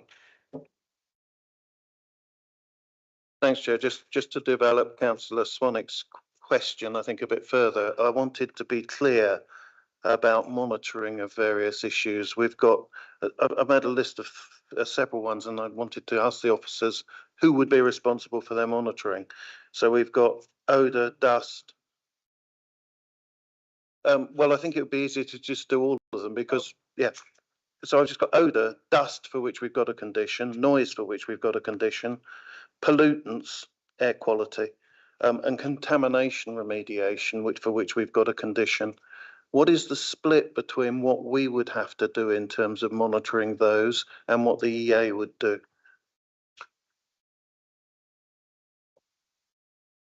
So obviously the conditions that we got it through planning conditions, that would be controlled by us, that would be monitored by us. So in relation to noise, dust, and with regards to contamination, that would be through us because that would be the Environment Agency. So obviously the applicant will need to provide those details that need to be consulted with the Environment Agency. With regards to the pollutant, that would be the EHO through the environmental permits, that would be controlled through that. So emissions, air quality would be through the environmental permit regime. Okay. So just to clarify, the pollutants issue, the air quality issue is for the EA as part of their permit. Yeah. Most of the rest of it is basically through our conditions. Yeah. I believe the EA also look at the dust issues as well. They monitor that as well. Thanks, that's helpful. Thank you very much. Councillor Lee. Thanks, Chairman. The Environment Agency initially objected to the proposal, and it says in the report that these objections were removed based upon this response to third parties. Have we seen that response to third parties? We had sight of those. Have we had sight of those responses? The ones that. They're part of the application and all the responses been uploaded on the website. They should be all available. So any applicant who's provided us in response to the environmental agency been uploaded. Right. But no, I mean, have they been circulated to the committee? I'm just, I don't recall having Councillor seen Lee, they would have been part of the consultation process for the application. So when the statutory consultation process had taken place, the applicant submitted further information as part of that application process. So they are on the online planning register and have been for probably quite a significant amount of time since that objection was removed. And that has been already been included, has been already been included in the report because that was submitted prior to the publication of the report, and the environmental agency have removed their objections, and clearly in their response say that because of the information provided by the applicant, because there is no pile foundation proposed, and applicant provided a borehole data as well, and therefore they removed their objection, and they provided conditions requiring the applicant to provide details in regards to remediation strategy in the event that there are any contaminants, which has been included as part of the draft proposed conditions. Okay, so they were mainly objecting to the fact that they wouldn't support it with piled foundations, and they were unsure of if there was any contamination from the landfill. That's right. Is that correct? Okay. Yeah. And it says there are no proposals to use piled foundations. Does that rule out piled foundations completely? The plant would be built outside and would be just assembled on site, so it wouldn't be, there won't be any need to do a pile foundation yet. Right. Okay. David, you wanted to come in?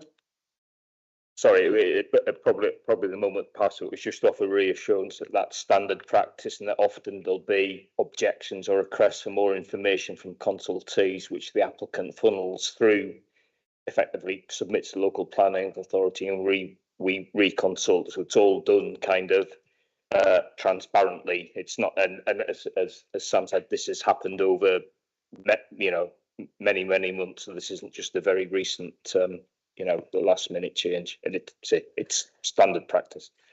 Thank you. If there's no more questions, I move to debate. Oh, sorry, Councillor Timothy. Sorry, one last question further to Councillor Goodrick's question. In answer to Councillor Goodrick's question, we've just heard that there isn't a travel plan. I can see on condition 9, I'm not intending to be difficult, but I can see on condition 9, suggested condition 9 discusses travel plan reference number Victor November 212073 revision 4. Is that a travel plan for people getting to work and doesn't talk about the lorries, or what? Apologies, that may be my mistake. Not being case officer, if it's okay. Yeah, that's right. That's to do with the travel plan with the for the employees, for the travel, for the parking arrangements, car sharing, and the site operating and providing contact details in emergency and all those things. But it's not to do with the HGV routing. Thank you. There's no more questions. We'll move to debate. Any debate? Councillor Warnock. Thank you, Chairman. Whilst listening to questions and the answers and anticipating interesting debate, I am still keeping an open mind, but I just wanted to ask you, at what point if I had a different recommendation to make, where I would do that? Yeah. Well, can I hold back on that because I'd like to listen to any debate? Yeah, I'll come back to you. But yeah, just want to clarify that. Thank you. Yep. Anybody else? No debate. We'll come back. I don't worry, I'll find somebody. No, Arnold. Councillor Warnock, over to you. Okay. Councillor Goodrick, thank you. In the interest of opening debate, let's get on with it, because I'm all planning like this is a balance. Right now, I'm not convinced that we're balanced. And it worries me considerably. So there are various issues. I'm slightly uncomfortable with the transport. I'm slightly uncomfortable with the lighting. I'm slightly uncomfortable with the noise. And I've got to balance that with the need.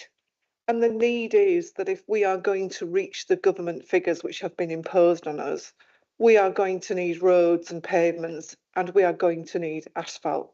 So I am still of a very open mind, and I'm very willing to hear what my colleagues have got to say about whether this is a good idea or not. I remain to be convinced is where I'll go with that. But in the interest of kicking the debate off, let's debate it. Thank you very much. Councillor Packham. Yeah, I think we're all kind of unsure at the moment. However, this is an allocated site, and I think that is of particular concern to us. Obviously, that weighs quite heavily in terms of the balance. We've all identified that there are issues which would occur in any event for a site like this, which would need to be addressed. And we've discussed that at some length during the questions, as in terms of both the protections that we can provide as planning authority and the protections that the Environment Agency can provide in terms of the environmental permit. I have to say that from my point of view, I lean towards approval. And the reason I lean towards approval is because I have to believe that if those conditions are put on and if the environmental permit is properly drawn up, then we should be able to control the issues we're concerned about. But like Councillor Goodrick, I'd like to hear some other points of view as well. Thank you. Thank you. Councillor Swires.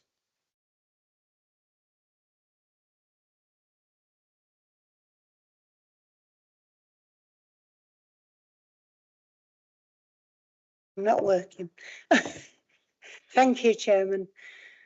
It's a difficult one, I think. You know, I've been on planning a lot of years, but I think wherever this was, whatever site we were looking at, wherever it was in North Yorkshire or anywhere, I think we'd be running into these same problems of a similar outcome.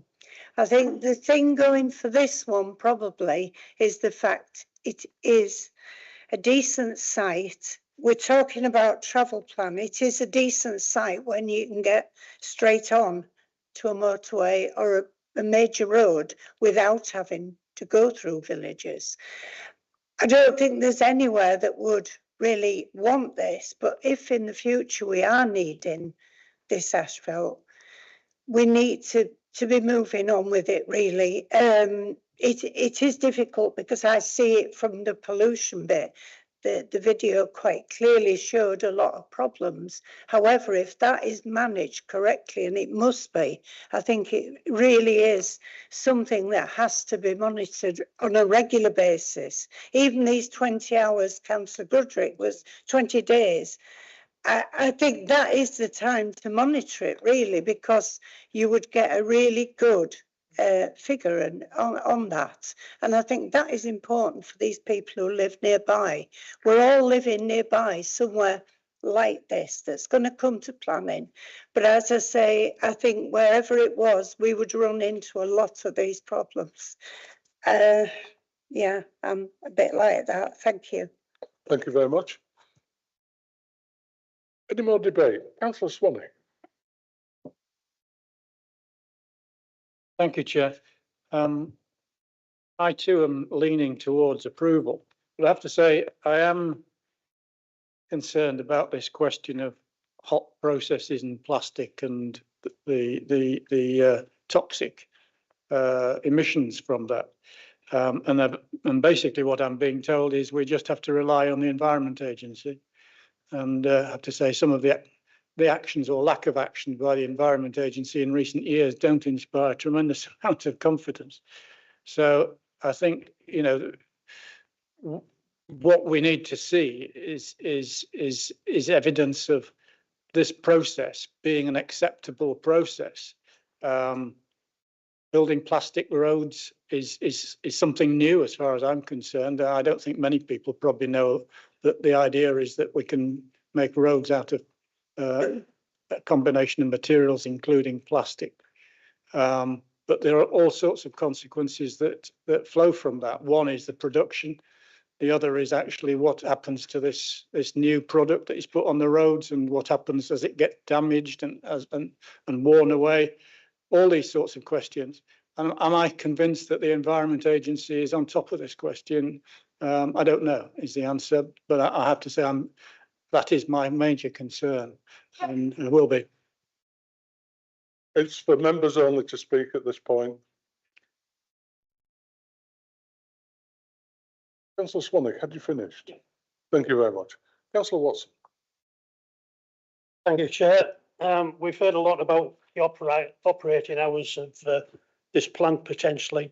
I think we all have to be aware of the road network operates 24/7, and we're probably the first ones to complain when a road is closed.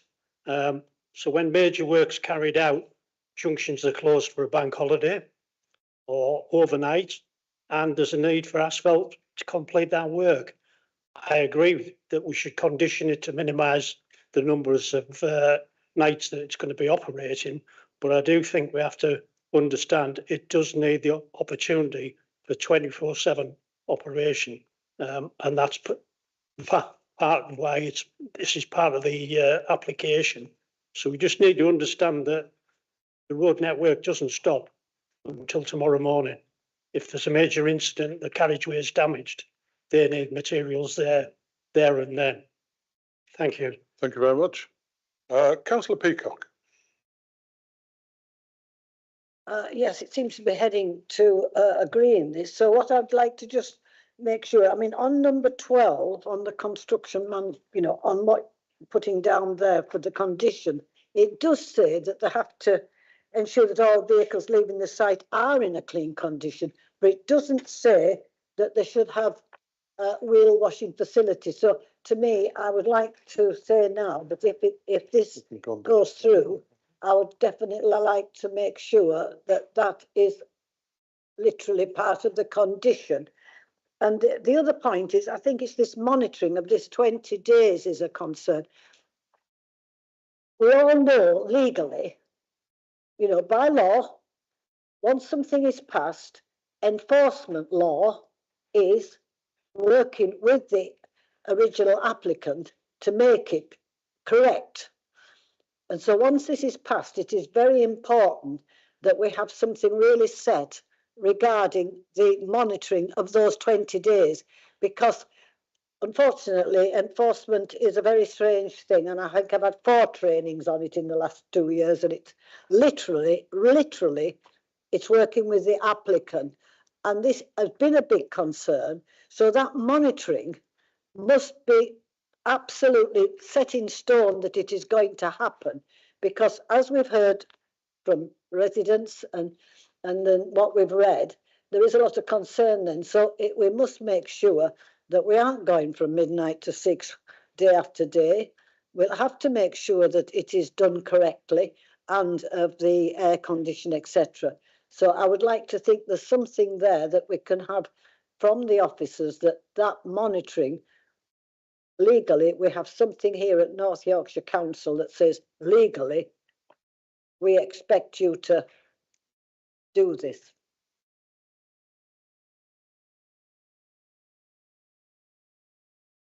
I think certainly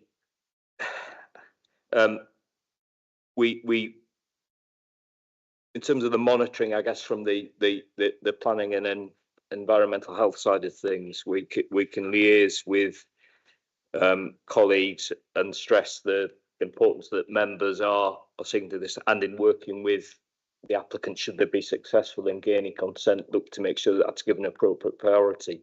In terms of sorry, just bear with me 1 second. Yeah. Thank you. So, yeah, as condition 36 says that, and this I think mimics a lot of conditions that apply to quarry activities. It's talking about an annual meeting between the operating and the local planning authority review operation and such like, and happen thereafter. And that's all interested parties and technical advisors as required. So there's a kind of a forum and mechanism to ensure that we're getting the monitoring we need. And clearly, if there are issues, that can be stepped up and, you know, action taken quickly. So I'm not in a position to say, guarantee someone will be out every few days to check, you know, but we try to set in train the broad framework to ensure that, you know, appropriate monitoring takes place and we can quickly pick up on any issues and seek to remedy them if any do arise. So well, that gives you a degree of comfort in terms of how we'd operate that. Wheel washing. Oh, yeah. I mean, we could. I think you yourself alluded to condition 9 in terms of wheel washing. Sorry, I've got. Condition 12, which does require that all vehicles leaving the site are in a clean condition. If committee was so minded, we could perhaps within that and say, you know, and require specific wheel washing facilities be provided. So that's without having tested the space within the site whether that could happen. But if we maybe added a closing out appropriate wheel washing facilities are in place, so there's some way of perhaps trying to ensure that condition is capable of being complied with. I think that is important because as soon as they're on that road, if those wheels are not washed, whatever they've been referring to, this pollution or any, you know, anything on that, as it's going on its journey, it takes quite a bit for it to fly off of its own accord. We have had all this out before in a previous application, so we have learnt quite a lot on what happens when the wagons leave sites. Thank you. Councillor McCartney. Thanks, Andy. Yeah, I've read the report. I thought the officer's presentation was excellent, informative. Listened to residents' objections and other speakers, and I cannot see any strong reasons for refusing, material planning reasons for refusing this.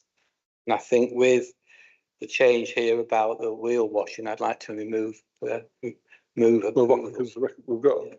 removal. Have we got a seconder? Oh, Councillor Squires. Councillor McCartney of. Moving the recommendation. What's the wheel washer? Yeah, that's fine. I'm going to come to you now. Well, just make sure there's no more debate, if that's all right, Councillor Warnocking, because you're going to propose something, aren't you? We'll just make sure. Is there any more debate? Nope. Councillor Warnocking. So the first comment, Chairman, is if this committee is minded to approve it, I'd like to beef up condition 36 and change from 12 months to 6 months, so that at least if we capture some of the areas being polluted, we have spared 6 months of pollution. That's if you're minded to approve. Okay. I'm grateful to Councillor Goodrick for drawing attention to the fact that this is about balancing, and that's why I didn't really want to say what I'm about to say earlier on. I have listened and I'm grateful for the members' debate on it. I can't ignore 1,000 objectors, 8 parish councils, the Woodland Trust, 2 MPs and a local member in this. And I know that we might draw attention to some of the things that have been put forward on material planning conditions, not conditions, considerations. Thank you, Councillor. But on the basis of what I'm feeling at the moment, I actually want to move for refusal. And I know you're going to ask me for reasons. Okay. So here's one I prepared earlier, just in case I was in this position. That we refuse the application as it will create unacceptable impact on climate change and the nature in conflict with paragraph. Do you want me to read all this out? Okay, in conflict with paragraph 8, sustainable development balance of the NPPF, sorry, paragraph 152, low carbon transition, paragraph 180, protect diversity, and paragraph 183, land contamination risks. Second reason for refusal, the proposed development would lead to a change in the landscape which would not result in which would result in an unacceptable impact on local amenity, the character of the surrounding area and the landscape, contrary to NFPPF paragraph 158 noise and pollution impacts and Harrogate District Local Plan policy HP4 residential amenity. Third reason for refusal: the proposed development is not, and I stress, not sustainable and thus in conflict with NPPF paragraph 152 air quality, which requires proposals to support a low carbon future and minimise emissions. And it's in conflict with North Yorkshire Minerals and Waste Joint Plan policy D01, where its presumption in favour of sustainable minerals and waste development requires developers to use best available technology. The fourth reason for refusal: the proposed development is detrimental to public health and air quality, as it cannot be conditioned to enforce the prevention of air pollution. NPPF paragraph 185 noise and pollution impacts and paragraph 56 conditions must be enforceable. Reason for refusal 5, and the final one, Chair: the proposed development will not bring significant economic benefits to justify the impact on amenity and the environment. NPPF paragraph 8 sustainable development balance, Harrogate District Local Plan policy GS5 economy support but balance with impacts, and policy EC3 employment development balancing amenity. Thank you. Thank you very much, Councillor Warnicott. Councillor Goslar. Thank you. I'd like to second that. I am struggling with this further industrialisation of this once rural site that was promised to residents that wouldn't lead to further development. As has been said earlier, our job on the Strategic Planning Committee is to look at potentially contentious, potentially strategic development and make a balanced decision on whether the benefits outweigh the harm. But as Arnold mentioned, I'm really struggling to see how the benefits do outweigh the harm in this case. Regarding the original Allerton Waste Agreement, it was stated at the time that it would reduce the amount of waste going to landfill in North Yorkshire by 90%, in addition to generating enough energy to power 40,000 homes in the area and would create more than 400 jobs. Furthermore, it would generate cost savings. I can see how elected members may have seen this as a strategic benefit to public, but I can't see the justification here, I'm afraid. I don't feel that the contribution to the local economy is enough to justify its approval. It's not growing an existing local business and is creating so few direct jobs in terms of the potential harm to the environment and residents. A lot seems unclear. I'm furthermore concerned about the lack of protection in terms of the travel and the testing. Thank you very much. David, you wanted to come in? Yeah, it was just one point, which I think has been made by other members before, and it's just that issue about the if you like, the principle of development in that particular location. It's just to reiterate the fact that this is an allocated site within your adopted minerals and waste plan. So to a certain extent, the principle of development of some form is established by that plan. Obviously, it's a different test as to whether you regard this particular proposal as meeting those policy requirements. But I guess it's saying that in some ways your development plan does direct development to this location and indeed wider parcel of land within it. So it was just to make that point. Thank you very much. Do you want to explain the procedure now? Please.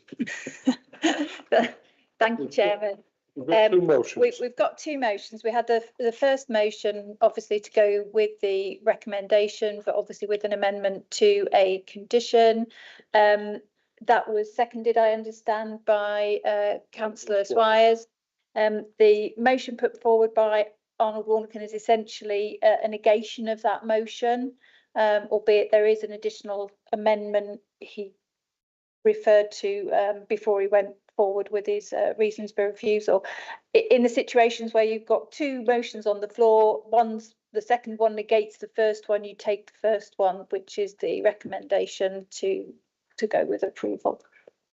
Not with that amendment to the condition, but members might, as part of that discussion, want to consider Councillor Warnecon's proposal about the further amendment to condition 36.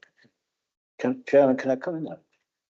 Yeah, please do. I appreciate the officer's legal advice on this, but I specifically asked you if before we got to the proposal for this, that I could have done this right at the beginning of the debate, which was inappropriate because I wanted to hear what members had to say. So I'm frustrated that I was told I could do this before anybody proposed a motion, and that hasn't been allowed.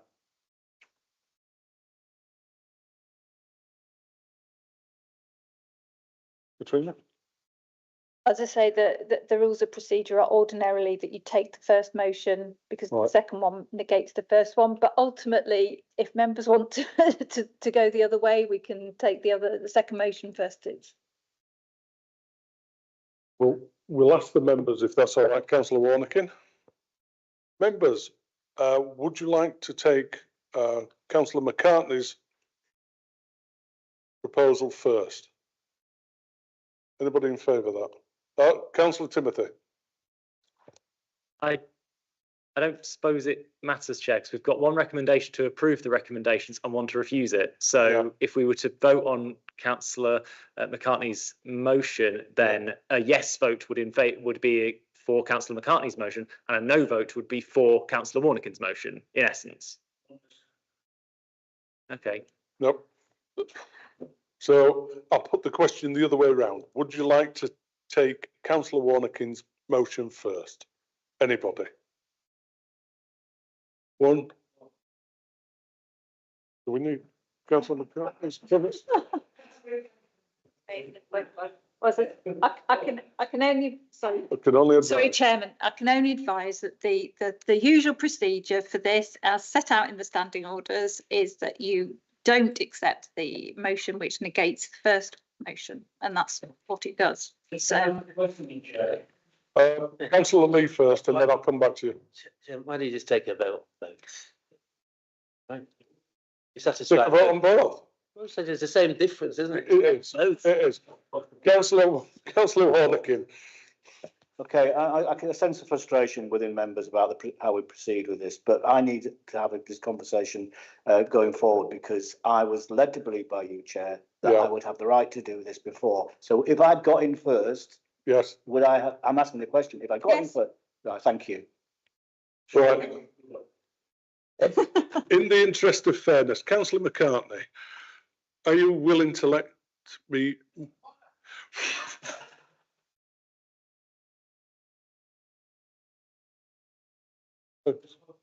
Councillor Swanwick. And I'll come to Councillor Goodrick. I think maybe we should have a vote as to which we take first. I would vote in favour of Councillor Sorry, did I say something funny? Okay. It's quite normal in these circumstances. I think you'll find, Councillor, once you've got a bit of experience behind you. Excuse me, can we all be quiet? Can we all calm down? Mine's a... Right. Councillor Swanwick, and then I'll come to you, Councillor Goodrick. My personal feeling is it would be a lot neater to take Councillor McCartney's proposal first, because certainly, I don't know other people around this table, I would feel not necessarily in favour of voting against Councillor Warnecon's, but there are some good points in Councillor Warnecon's conditions or reasons for objection. Whereas I think it's very clear that if we vote for Councillor McCartney's, it's a yes to approve it. And I don't think it's quite so clear as a no vote for Councillor Warnecon. Councillor Goodrick. Chairman, more importantly, Councillor Warnecon actually asked for a change to the condition with regard to it being 6 months instead of an annual report.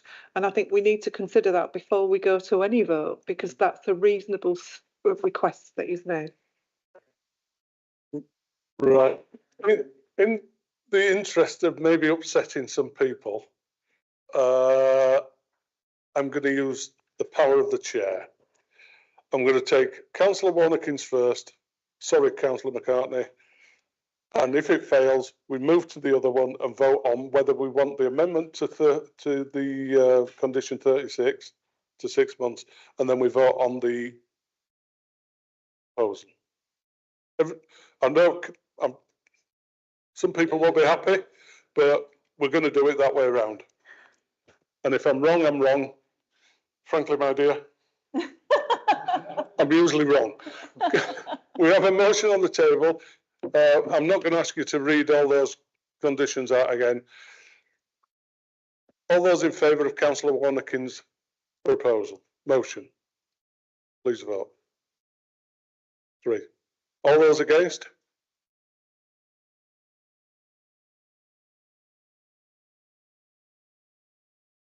Any abstentions?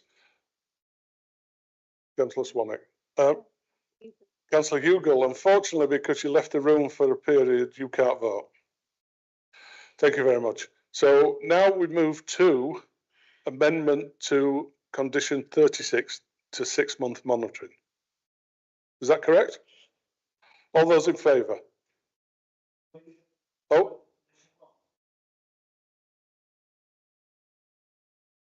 Yep. Councillor Packer. Yeah, that's the correct procedure. I think you should just ask if the proposer and seconder are happy to accept the amendment. And Councillor McCartney has said yes. Councillor Squires is happy as well. All those in favour to amend condition 36 to 6 months? Yes. Oh.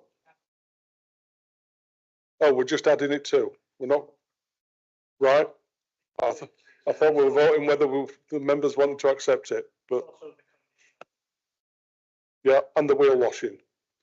All those in favour of officer's recommendation with amendments, please show for approval.